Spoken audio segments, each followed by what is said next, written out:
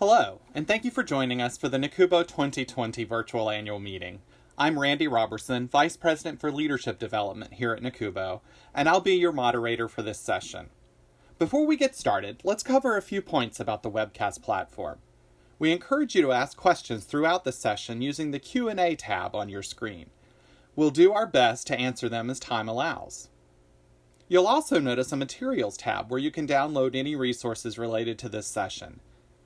We also encourage you to visit the Resource Center tabs you see on your screen to access a variety of helpful links and documents provided to you by our generous program supporters. Many of them are hosting prize drawings, but you must visit their resources in order to win.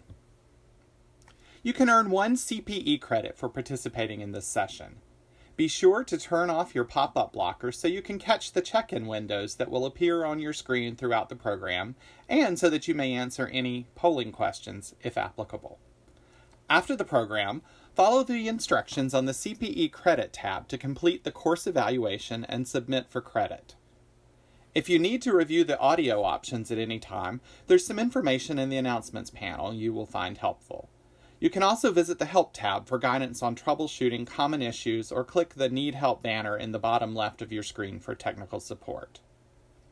This session is being recorded and will be available shortly for on-demand viewing from your My NACUBO account. Finally, on behalf of NACUBO, I'd like to thank our Premier and Classic supporters for generously underwriting this event, and thank you for joining us. To begin our session today, we're pleased to have Lynn Valenter, Vice Chancellor for Finance and Operations, Washington State University, Vancouver, and the current chair of the NACUBO Board of Directors. Lynn? First of all, thank you to the NACUBO Board for your support and dedication to higher education and business officers. I'm pleased to announce that the Board of Directors has selected a new chair, Robert Moore, Senior Vice President of Finance and Administration and Treasurer at Colorado College. This year, Robert is also serving as acting co-president of the college. Robert is an experienced, thoughtful, and inspiring leader. He has a wicked sense of humor, is always well prepared, and provides insight tied to proposed action that reflects the essence of a reflective leader. He's got extraordinary judgment tied to a comprehensive knowledge of higher education that is the basis of effective decision-making. He cares about people, makes friends easily, and takes pride in mentoring. At this time, I want to thank Robert for taking on this important responsibility, and I'm pleased to pass the NACUBO gavel to him. Robert, the NACUBO gavel. Thanks, Lynn. I accept this gavel as a symbol of the office, though I have to admit it's a little strange to think about using a gavel in this Zoom meeting environment. I want to thank the NACUBO board for selecting me for this position. I thank them for their support and their confidence in me. And on behalf of the entire board, I want to assure the membership that we, the board, are focused on seeing that NACUBO continues to be the best source of information and support for all of the higher education business officers. I do want to take a minute on behalf of the board to recognize and celebrate Lynn Valenter's accomplishments as chair of the board. Lynn, we thank you for your leadership, your patience, and your kindness to each of us on the board. On behalf of the member institutions, I want to thank you, Lynn, for your dedication to NACUBO and for your many, many hours of service to the organization. Thanks, Lynn.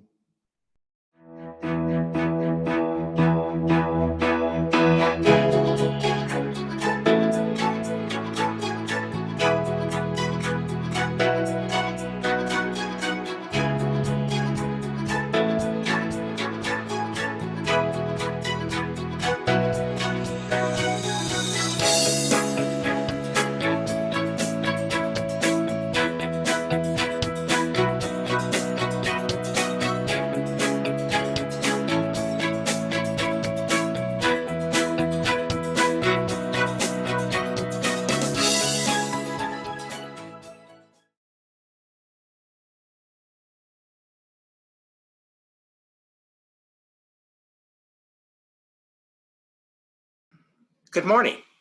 I'm Robert G. Moore, Senior Vice President for Finance and Administration and Treasurer at Colorado College in Colorado Springs.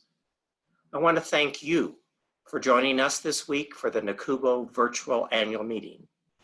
This is not how I envisioned this annual meeting, NACUBO's 50th, but I'm glad we found ways to connect and share, despite the many challenges we are all presently facing. I have observed and experienced higher education from several different vantage points, but these past few months have been unique, to say the least.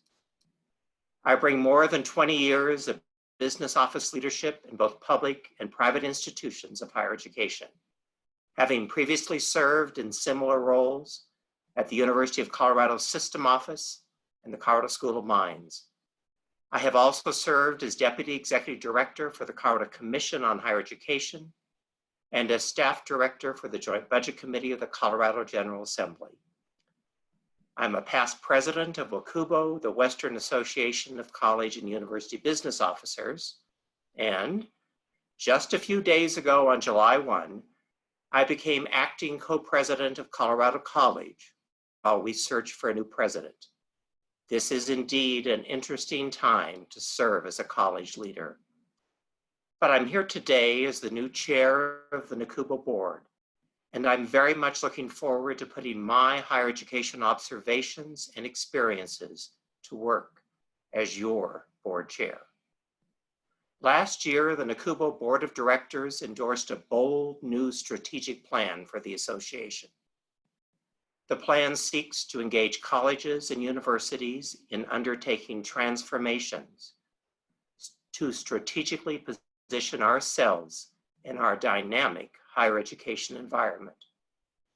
For the last year, the board had an ad hoc committee focused on visioning the future. The committee was charged with looking beyond the 3 years of the strategic plan in order to offer insight into the future of higher education, the future needs of business offices and business officers, and the implications for NACUBO. The Visiting the Future conversation began with a look at the everyday challenges of the business office, noting that these challenges run the gamut from the transactional to the strategic. This is inherently a challenge because, as we all well know, chief business officers are pressed to be strategic thinkers, while we must also be transactional experts. How does NACUBO serve both strategic and traditional business office needs? And how will it continue to do so in the future? How do business officers successfully collaborate with campus colleagues on a strategic level if we are seen solely as transactional experts? I'm looking forward as board chair to exploring these questions further, now looking through a critical new lens that is a result of the outbreak of the coronavirus pandemic. I am wondering, what new higher ed workforce demands do colleges need to respond to? Is the higher education value proposition delivered equitably across race and class differences? What campus living demands will students and parents have in the future? What shifts could we see in the future around tuition revenue, government funding for higher education, endowment spending, auxiliary revenues, debt tolerance of both students and institutions?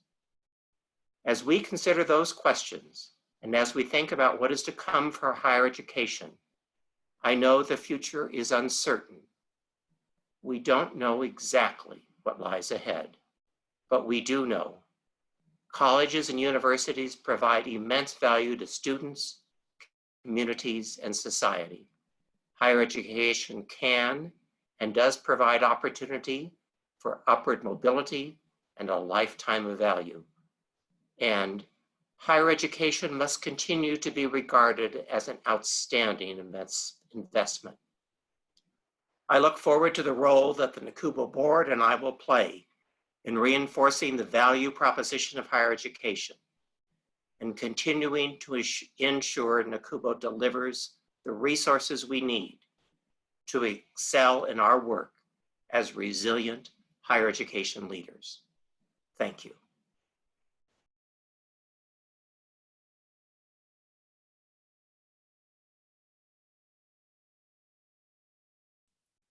Good morning.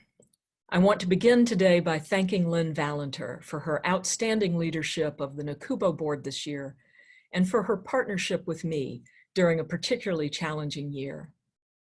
In addition to overseeing the first year of NACUBO's strategic blueprint and helping to develop NACUBO's new advisory group on diverse leadership, Lynn helped guide NACUBO through the changes necessary to respond to COVID-19.